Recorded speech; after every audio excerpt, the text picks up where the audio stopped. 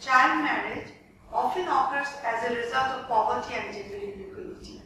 Tradition, familial expectations, and a lack of education and opportunities all result in this heinous crime undertaken against mere girl children who are way below the marriageable age.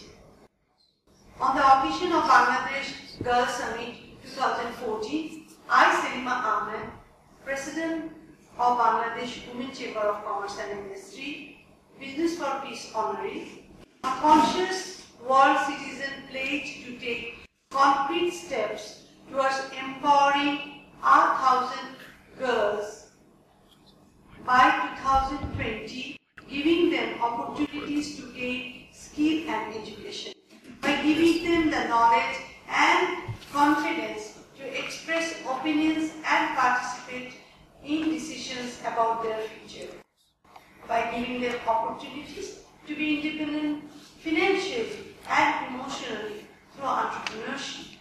I believe that if dedicated enough, women have the power to move mountains. Together, we can.